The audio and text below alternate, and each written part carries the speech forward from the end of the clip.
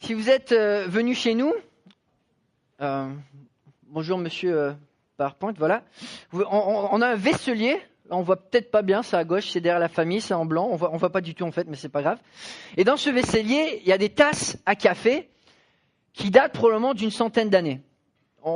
C'est un cadeau qu'on a reçu de quelqu'un qui en voulait pas. Alors on les a pas désirés, on n'a pas fait de sacrifice pour les avoir, on les a pas payés. On les a reçus. Pour nous, elles ont pas trop de valeur. Alors je peux faire un zoom si vous voulez regarder. C'est pas vraiment ça, mais bon, ça donne un peu de classe. Et il y a quelques temps, ma mère est venue nous voir, et ma mère, elle, c'est une pro de la porcelaine. C'est son hobby, c'est ce qu'elle fait. Elle achète de la porcelaine de Limoges, elle fait de la peinture. Elle a même un four à la maison pour cuire ses peintures de porcelaine. C'est tout un processus. Faut cuire 3 fois les couches de peinture pour que ça s'incruste. On s'en fiche, mais c'est pas grave. Du coup, ma mère, elle a vu les tasses. Elle a dit, mais elles sont sympas ces tasses à café. Vous en faites quoi? Moi, je dis, je sais pas. On les a reçues. On les utilise jamais. On les a jamais utilisées. J'hésite à les jeter. Elle me dit, laisse-moi les regarder. Elle me dit, bon, ça serait un peu dommage parce que c'est des tasses authentiques certifiées Limoges. Ça vaut à peu près 150 € pièce. T'en as une dizaine. 10 fois 150. Ah ouais. Merci maman. Finalement, ça a peut-être de la valeur. Et cette histoire, finalement, elle est pas nouvelle. À chaque fois qu'il y a une génération qui passe, il y a des choses précieuses qui finissent aux oubliettes ou à la poubelle. Des biens, comme des valeurs, comme des idéaux.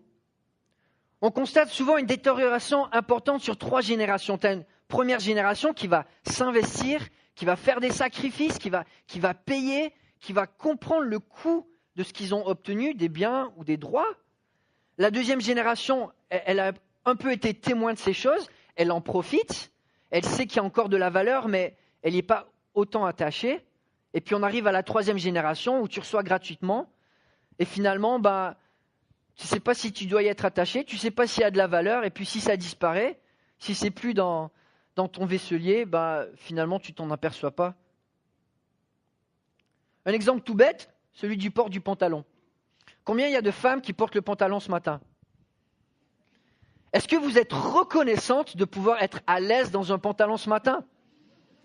Est-ce que vous connaissez l'histoire en France? En France, c'était interdit de porter des pantalons jusqu'en 1909, où finalement, sous autorisation préfecturale, vous pouviez porter un pantalon pour faire de la bicyclette ou du cheval.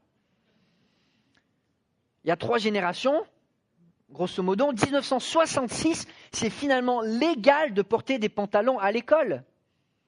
Merci la France. Et puis il faut attendre une génération d'après, dans les années 80, pour que ça rentre dans les mœurs. Pour que finalement, il n'y a plus de jugement associé à finalement que les femmes ont le droit d'être peut-être un peu plus à l'aise dans leur tenue. Et aujourd'hui, je ne sais pas si ma fille, quand je l'habille pour aller à l'école, je lui mets des pantalons, elle dit « Je suis trop reconnaissant, papa, pour celles qui ont combattu, qui ont fait des sacrifices pour qu'aujourd'hui, je suis en pantalon. » Non, on oublie. Les combats d'une génération, au bout de 3 générations, on oublie. Il y a 3 générations, dans les années 60, qu'est-ce qui était en vogue? La course vers l'espace. C'est l'époque où les gouvernements occidentaux vont investir des milliards pour pouvoir courir vers la Lune. Aux États-Unis, dans les années 60, c'est 4% du budget du gouvernement qui est alloué à la poursuite vers l'espace pour battre les Russes. Enfin, c'est une fortune colossale. Et en 1969, lorsque l'homme marche sur la Lune, tous les téléviseurs sont allumés. C'est un petit pas pour l'homme, mais un grand pas pour l'humanité, disent les moins jeunes. La génération suivante, on s'en souvient avec fierté. Et puis maintenant, la génération, c'est « Ouais, mais ça, c'était fait en studio, puis s'ils ont marché sur la Lune, on s'en fiche. Ça sert à quoi ?» Et puis de toute façon, les Belges, ils étaient l'an premier. Pas les Américains. Hein, Tintin 1950. Il s'en passe des choses en 3 générations. Beaucoup de choses. Et si on ne fait pas attention, les choses se détériorent. Sur les biens matériels, comme sur le plan moral, comme sur le plan spirituel. Et on le voit aussi dans la Bible. Dès la Genèse, on voit Abraham qui vit quelque chose de vraiment fort avec Dieu. Et pour vivre cette chose, il va faire des sacrifices, Abraham. Il va quitter sa famille, il va quitter son pays, sa patrie. Il va prendre des risques, il va même aller à la guerre. Il va faire des grandes choses et il va vivre quelque chose de fort avec Dieu. Son fils Isaac, il en profite, mais Isaac, on a l'impression, enfin, on n'a pas les détails dans la Bible, peut-être c'est de la conjecture, mais on a l'impression qu'il est un peu plus mou. Il est peut-être un peu moins zélé. Et puis ce qui va passer à ses enfants, c'est pas aussi profond. Une fois que tu passes Isaac, tu arrives à Ésaü, à Jacob. Eux, ils vivent pas ce que Abraham vivait dans son cœur au début. Ésaü, on sait même pas s'il a eu la crainte de Dieu dans sa vie. Et Jacob, il est manipulateur. Sa première conversation avec Dieu qu'on a dans la Bible, c'est il fait un deal avec Dieu, il dit si toi tu me bénis, alors quand je reviens, je te servirai avec ma famille. Et c'est 20 ans plus tard qu'il revient. Le gars, il a plus de 40 ans quand finalement il dit finalement ce que mon grand-père vivait, ce que mon père vivait, j'ai aussi envie de le vivre. Et on voit que 3 générations plus tard, il y a un vrai combat pour ce qui a été vécu avant continue.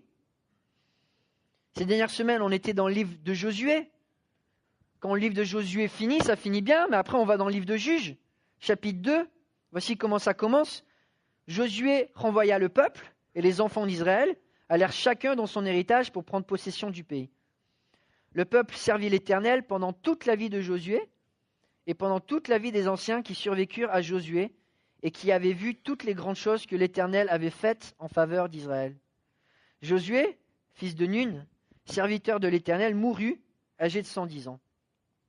On l'ensevelit dans le territoire qu'il avait eu en partage, à Timna-Hérès, dans la montagne d'Éphraïm, au nord de la montagne de Gash. Toute cette génération fut recueillie auprès de ses pères, et il s'éleva après elle une autre génération qui ne connaissait point l'Éternel, ni ce qu'elle avait fait en faveur d'Israël. Les enfants d'Israël firent alors ce qui déplaît à l'Éternel, et ils servirent les Baals. Et là, on voit la détérioration rapide en 3 générations du temps de Josué. Là, les hommes, ils partent à la guerre, ils risquent leur vie pour obtenir ce qu'ils vont obtenir. Et là, il y a un coup. Et ce coup, ils le connaissent. Ils ont été investis. Ils ont construit une nation avec leur triple, avec leur sueur, avec leur sang. La prochaine génération, elle est familière avec les sacrifices, avec la foi, avec la crainte de Dieu. Et puis tu arrives à la 3e génération et qu'est-ce qui se passe ? On a déjà oublié. On a déjà oublié les choses énormes que Dieu avait fait dans le passé. Alors pourquoi aujourd'hui je parle de ces 3 générations ? Depuis la rentrée, nos jeunes se préparent pour ce qu'on appelle le concours biblique. Est-ce qu'il y a des jeunes dans la salle qui se préparent ? Qui mémorisent 1 Jean ? Merci Tobias, ouais. Excellent. Il y en a plus que... Combien vont mémoriser une partie de 1 Jean parmi les jeunes ? Plus que 5, je pense qu'il y a une grande partie. Vous avez essayé ? Ouais. Voilà, de toute façon, pendant le mois d'octobre, les jeunes vont se saturer l'esprit de 1 Jean. Et je me dis, l'église, les jeunes, c'est pas l'église de demain, c'est l'église d'aujourd'hui. On vit cela ensemble. Et on a envie de marquer le coup en saturant tous la tête, en se remplissant la tête des vérités de la première épître que Jean va écrire. Et Jean, quand il va écrire cette lettre, c'est déjà plus de 60 ans après la mort de Jésus. C'est déjà la 3e génération de chrétiens. Plus de 60 ans après la mort de Jésus. Dans les églises, il y a les petits-enfants des premiers chrétiens. Certaines églises établies par Paul, elles ont 40, 50 ans. C'est plus le frais du frais. Et tu as dans ces églises des gens qui sont nés dans les églises, qui ont grandi dans les églises, et qui pour eux, ça fait partie de la vie, du quotidien. Moi, mes enfants, c'est des enfants de 3e génération. Mes parents, ils se sont convertis, ils ont un vrai rejet de leur famille, ils ont payé le coup, ils ont tout donné. Nous, en tant qu'enfants, les 6 enfants, on a vu cela. Il y avait encore un peu de mécompréhension dans la famille, mais on était un peu plus protégés, on était un peu plus à l'aise. L'église, c'était devenu notre famille, mais mes enfants, à moi, tous leurs oncles, tous leurs tantes, tous leurs cousins, ils vont à l'église, ils lisent la Bible. Ils n'ont pas les mêmes sacrifices à prendre que leurs grands-parents ont pris. Hier matin, j'ai mis mes chaussures et ma fille, elle sait que quand je mets mes chaussures, c'est pour sortir et souvent c'est pour aller à l'église. Tout de suite, elle a couru dans sa chambre, elle a pris un sac à dos, la petite de 1 an et demi, elle a pris ses chaussures, elle est courue vers moi, elle a dit « Glisse, glisse, glisse, glisse !» Elle adore l'église. Elle est bien. Elle sait qu'elle est aimée ici. Mes enfants, ils aiment l'église. Ils ont grandi dans l'église. C'est leur famille, c'est leur communauté. Ils y sont bien. Il y a quelques semaines, ma fille aînée de 6 ans, elle est venue me voir. Elle m'a dit, papa, elle me fait un câlin. Elle me dit, je suis trop fier d'être la fille d'un pasteur. Je me dis, je ne sais pas si elle dira ça quand elle sera ado, mais pour l'instant, ça fait du bien. Mais c'est un témoignage pour l'église. Les enfants, ils aiment l'église. Ils sont bien dans l'église. Et ils adorent venir à l'église.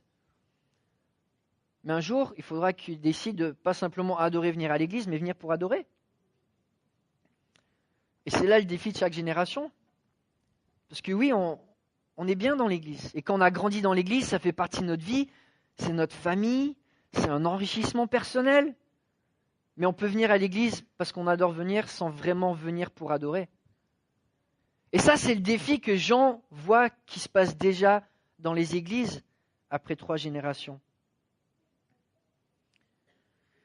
Et Jean va même s'adresser à 3 générations dans son livre. Dans sa lettre, il va parler aux pères, il va parler aux jeunes hommes et puis il va parler aux petits-enfants.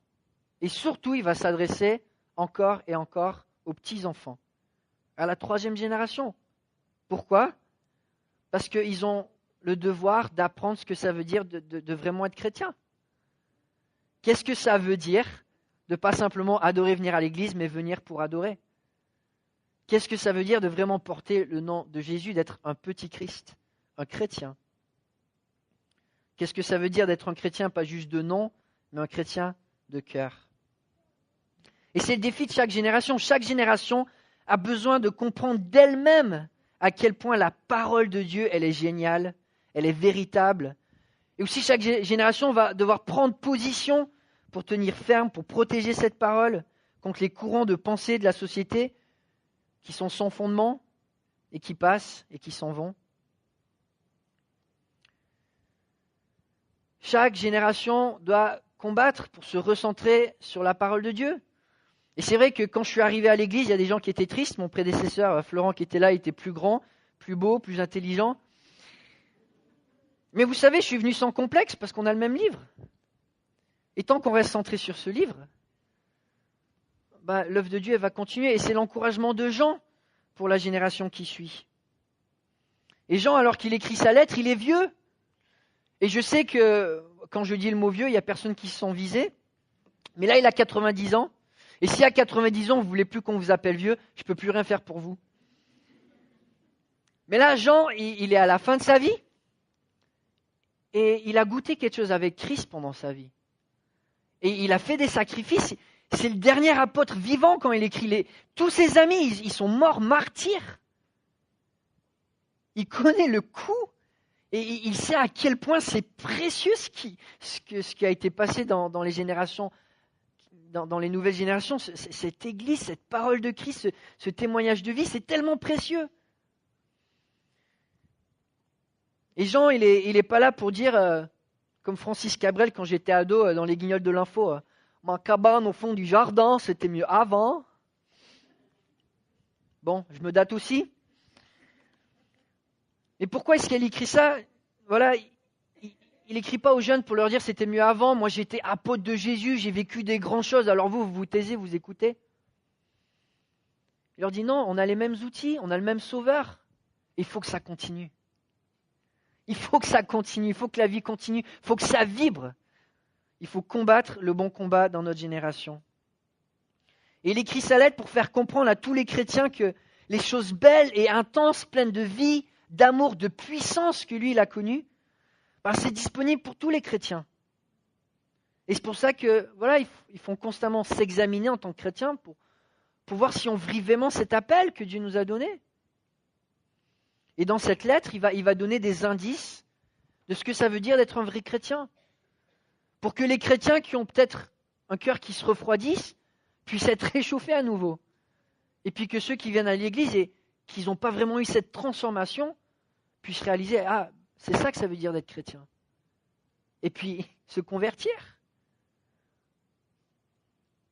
S'examiner dans la foi est une bonne chose. C'est bien de se rappeler l'essentiel, les fondamentaux de la foi. Ça permet de se réorienter si besoin, de se challenger, et puis d'être encouragé aussi là où ça va bien.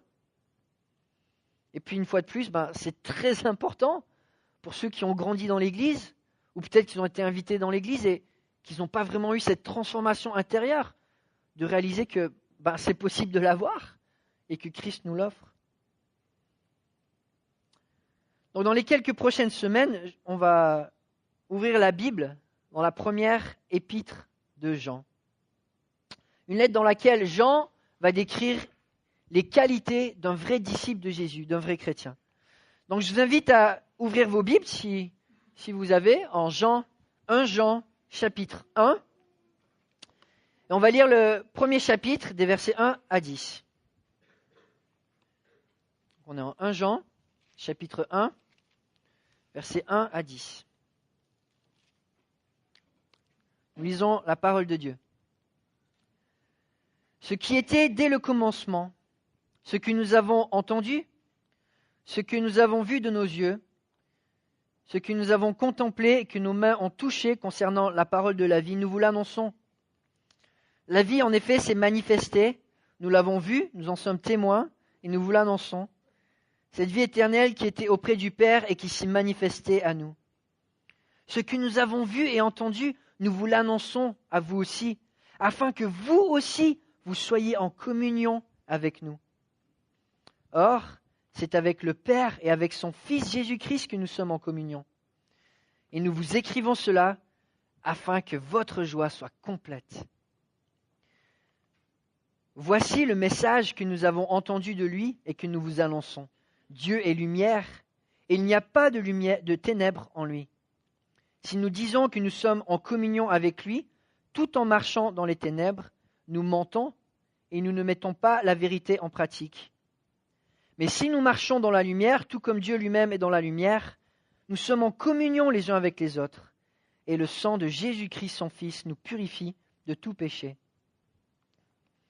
Si nous disons que nous n'avons pas de péché, nous nous trompons nous-mêmes et la vérité n'est pas en nous. Si nous reconnaissons nos péchés, il est fidèle et juste pour nous les pardonner et pour nous purifier de tout mal. Si nous disons que nous n'avons pas péché, nous faisons de Dieu un menteur et sa parole n'est pas en nous. Dans ce premier chapitre, nous allons voir 5 marques, 5 réalités d'un vrai chrétien.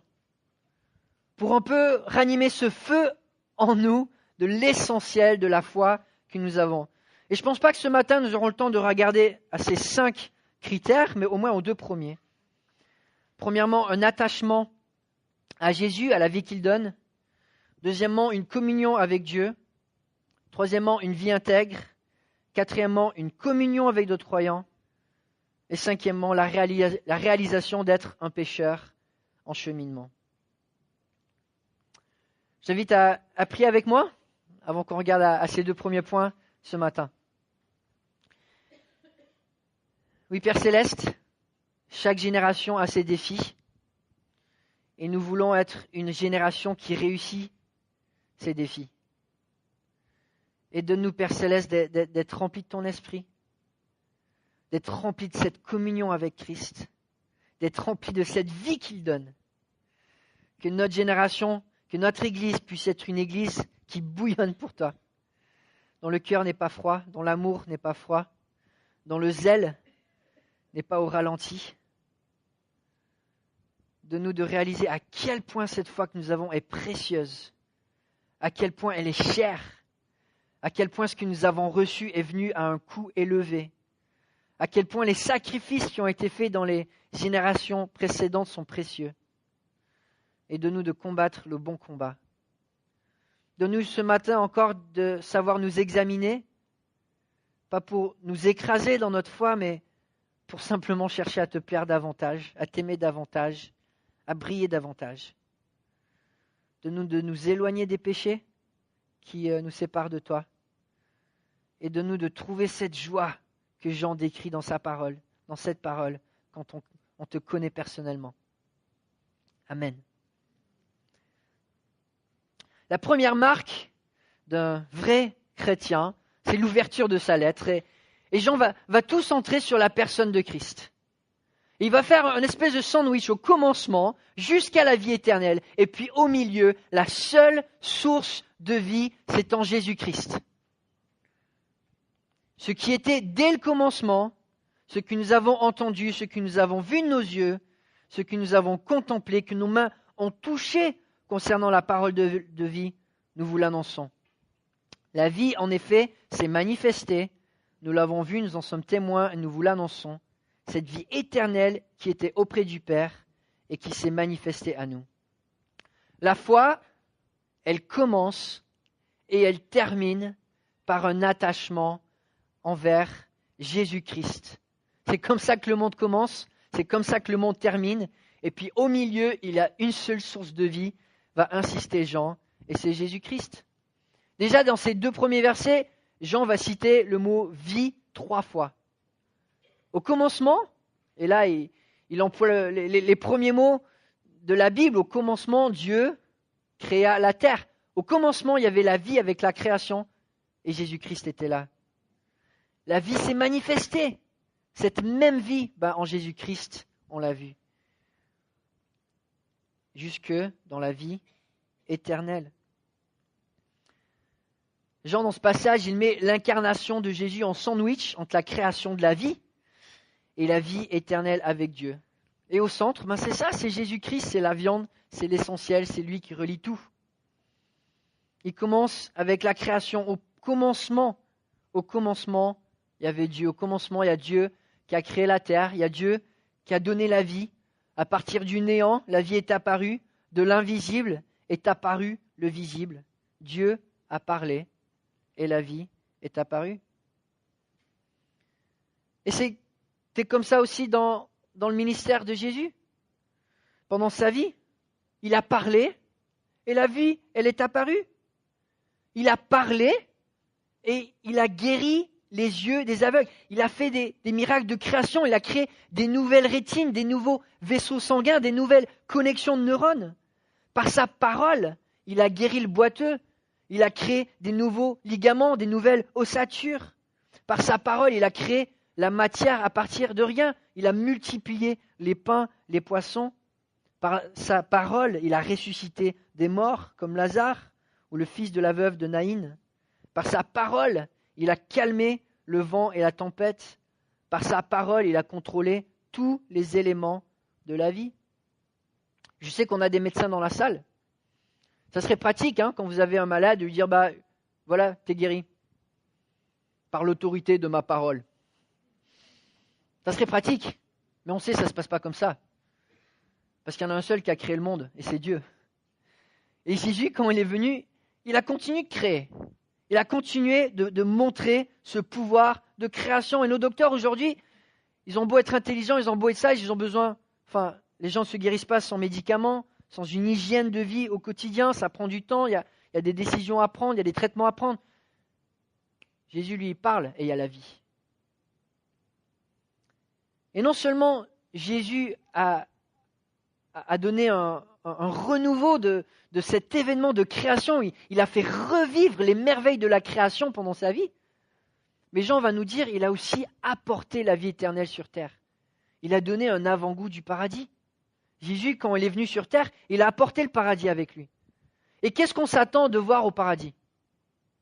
Un monde sans douleur, sans maladie.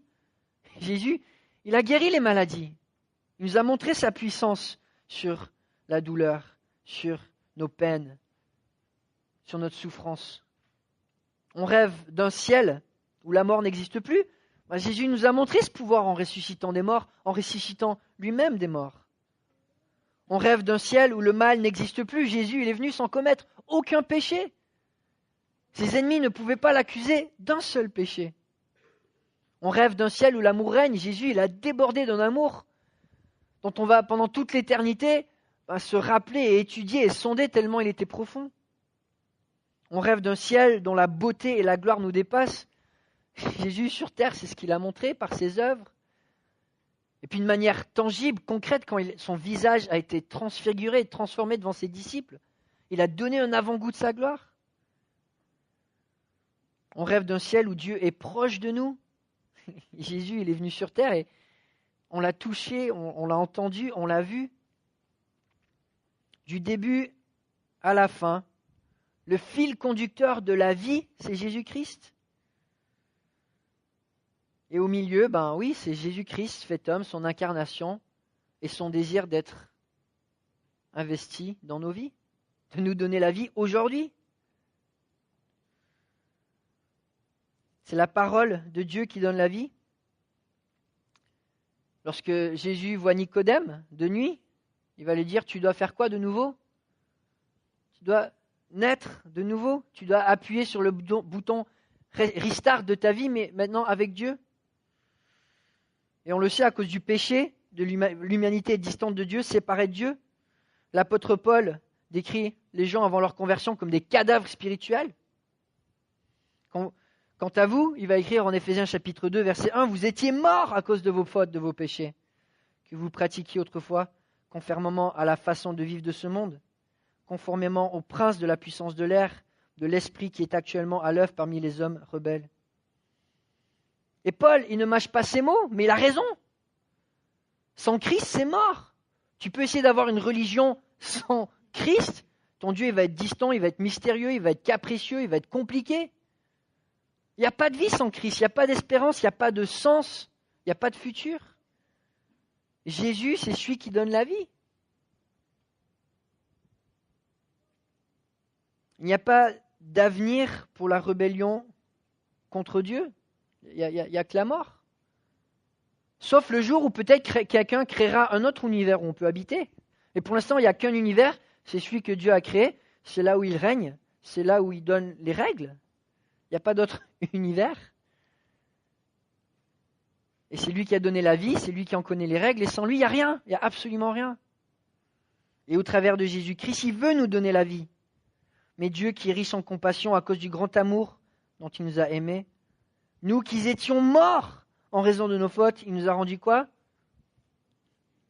La vie. Et quelle vie? Quelle vie? C'est par grâce que vous êtes sauvés. Il nous a ressuscités. Il a amené le ciel et il nous a amenés en même temps. Aujourd'hui, on doit vivre avec la conscience que spirituellement, on est au ciel avec Christ. On a les bénédictions spirituelles du ciel avec nous. Il nous a ressuscités et fait asseoir avec lui dans les lieux célestes en Jésus-Christ.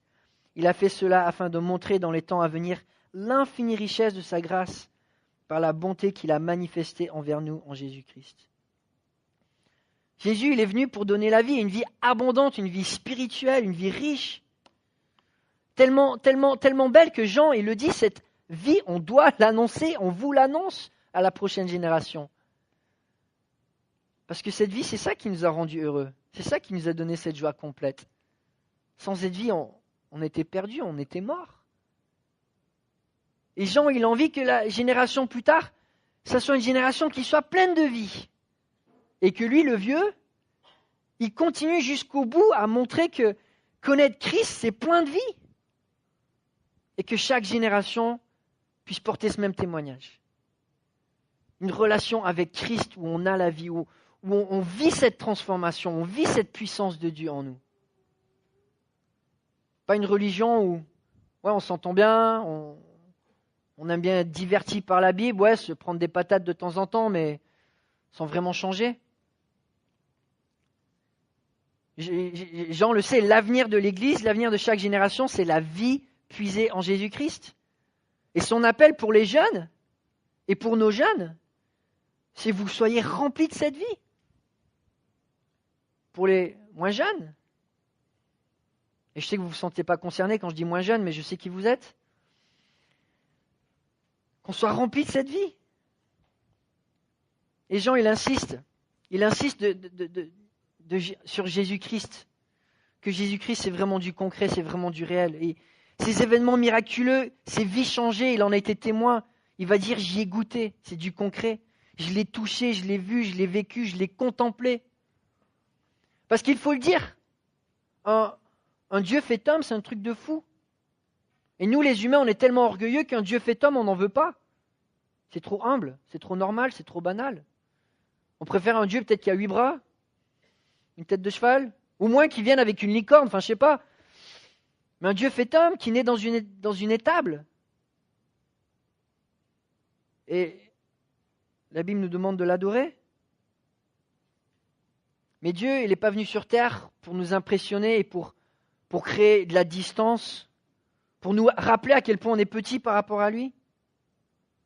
Il est venu pour se faire connaître, pour restaurer cette relation brisée à cause de nos péchés et pour qu'on le connaisse de manière proche. Pour que cette vie, on puisse vraiment la connaître. Et pour Jean, c'est simple, être chrétien, ça commence par là. C'est d'avoir cette vie. Et puis d'être émerveillé par cette vie. Cette vie qui était là à la création, cette vie qu'on va contempler dans toute l'éternité, cette vie qu'on a aujourd'hui en Jésus-Christ. Ça, c'est la marque d'un chrétien. Tu es en vie. Tu es en vie par Jésus-Christ.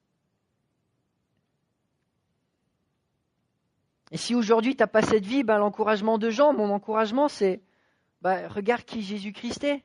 Lui, il donne la vie. Son invitation est ouverte.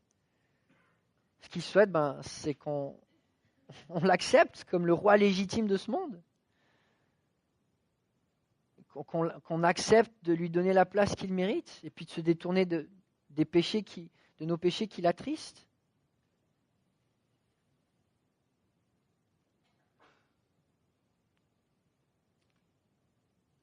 La marque d'un vrai chrétien, c'est un chrétien qui est plein de vie. On veut être une église qui continue l'œuvre de Dieu. On a tous les outils nécessaires dans la parole. Mais il faut qu'on la lise. Il faut qu'on soit proche de Dieu. Et puis c'est mon deuxième point, c'est le deuxième point de Jean. Un chrétien, il va dire, c'est la communion avec Dieu. Enfin, oui, on le sait, c'est les fondamentaux. Mais est-ce qu'on est émerveillé de cette communion qu'on a avec Dieu? Et Jean, il va nous dire, voilà ce que nous avons vu, ce que nous avons entendu. Nous vous l'annonçons à vous aussi, afin que vous aussi, vous soyez en communion avec nous. Or, c'est avec le Père et avec son Fils Jésus-Christ que nous sommes en communion. Et nous vous écrivons cela afin que notre joie soit complète. Le désir de Jean, c'est que personne ne passe à côté de ce privilège d'avoir cette relation personnelle avec Dieu. C'est trop beau, c'est trop génial pour passer à côté. Et en plus, c'est vraiment possible. C'est vraiment possible. Et Jean ne s'isole pas en disant « Moi, je suis un super chrétien, j'ai été apôtre, j'ai suivi Jésus, mes camarades, ils ont été martyrs. Vous, là, les petits, écoutez-moi. » Non, il dit « On a les mêmes ingrédients. On a le même Dieu, on a la même communion. Et ce qui va nous unir, c'est les mêmes valeurs, c'est la même espérance, c'est le même amour. Ce que moi j'ai vécu, même aux côtés de Jésus, vous pouvez le vivre aujourd'hui. Et si tu es jeune et que tu penses que les meilleurs chrétiens, c'est quelque chose du passé, oublie ça. Oublie ça. On a tous les ingrédients pour être des aussi bons chrétiens que Paul, que Jean, que ceux du passé. Et encore une fois, c'est la beauté de l'incarnation. Dieu s'est fait connaître à nous dans la personne de Jésus-Christ. Un Dieu qui est proche, un Dieu qu'on peut connaître, un Dieu qu'on peut sonder, qu'on peut se rapprocher.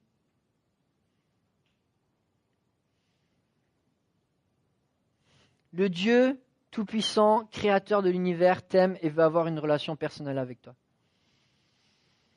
Alors oui, si tu as grandi, tu viens dans l'église, ça tu le sais, mais est-ce qu'on prend ça pour acquis? Que le matin, quand on se lève, on peut parler à la personne qui a créé les baleines, les lions, les dinosaures? Toutes les molécules qui existent, l'électricité, les champs magnétiques, tout ce qu'on peut imaginer, on peut lui parler le matin? On peut lui demander pardon pour le mal qu'on a fait et vraiment être pardonné? On peut prier pour qu'il fasse du bien à notre famille, à nos proches, à notre entourage, en sachant qu'il va le faire? On a cette proximité avec le Dieu vivant. Et est-ce qu'on en est émerveillé? Ou est-ce qu'on se dit, ouais, mais ça je le sais. Mes parents le savaient, mes grands-parents le savaient, ou est-ce que franchement on se dit, mais comme Jean, on tombe de notre chaise. Je peux avoir une communion avec le Dieu qui a créé le monde dès le commencement, qui nous promet toutes les bénédictions de la vie éternelle et qui aujourd'hui me donne la vie. Et Jean, il le sait, ça c'est l'avenir de l'Église. Ce qui unit les gens, c'est cette communion qu'on a entre nous, parce qu'on a la communion avec Dieu. Et le jour où on se réunit sans avoir cette passion de chanter parce qu'on aime Dieu, de prier parce qu'on a vraiment cette proximité avec Dieu, de louer Dieu parce que voilà, il est au milieu de nous, qu'on perd cet émerveillement quand on fait ces choses pour Dieu, c'est quoi notre futur? Mais aujourd'hui, notre appel, et l'appel que Jean va faire dans cette introduction, c'est voilà, l'essentiel du christianisme, c'est Jésus-Christ, c'est la vie qu'il donne et c'est ta relation avec Dieu. Et c'est notre responsabilité. Pour les jeunes, aujourd'hui, si tu fais partie de l'Église, ta responsabilité, c'est d'avoir cette relation personnelle avec Dieu. Que tu la vives vraiment, que tu la nourrisses, que tu l'enrichisses. Et si tu n'es pas jeune, bon, il n'y a plus personne qui m'écoute, mais c'est notre responsabilité à tous d'inspirer les jeunes par le témoignage de notre attachement et de notre relation avec Dieu. Si si les plus âgés, on perd notre émerveillement, qu'est-ce qu'on va donner aux jeunes comme motivation?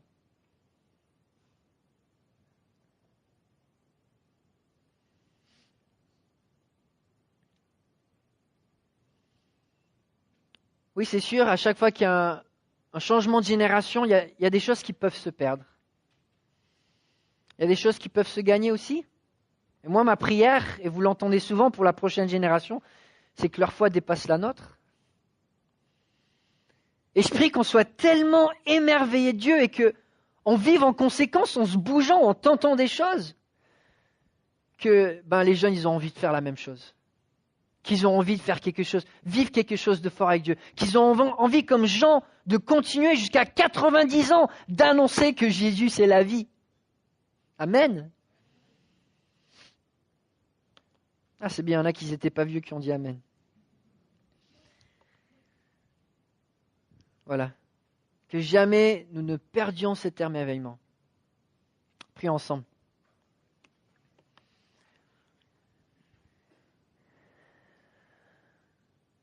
Père Céleste, toi tu donnes la vie. Tu la donnes au travers de Jésus-Christ, c'est le seul chemin. Et donne-nous de nous rappeler que ce que nous avons en Christ, c'est tellement précieux. Et ce que nous avons ici dans notre assemblée, c'est précieux.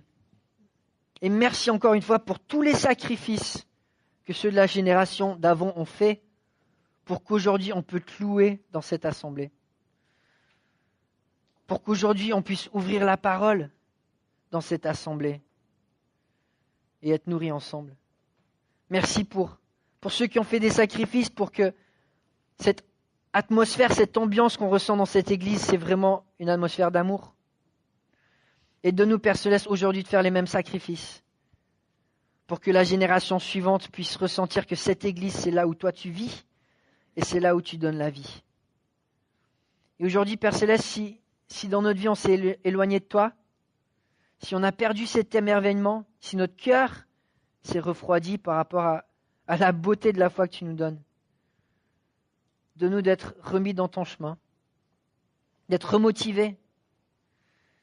Et si parmi nous, il y a des gens qui ne te connaissent pas encore avec cette intimité, je t'en supplie, Père Céleste, de toucher leur cœur et qu'ils puissent répondre à cette invitation de Jésus qui est ouverte, de devenir ses enfants en l'acceptant comme sauveur, comme Seigneur, comme roi, en lui remettant nos vies. Merci une fois de plus pour ta parole. Et je te prie en particulier pour pour les jeunes de notre Église. Merci Père Céleste pour tous les jeunes que tu nous donnes. Donne-leur d'être remplis d'une foi renouvelée, sincère, puissante et qui va faire du bruit pour toi dans notre génération. Amen.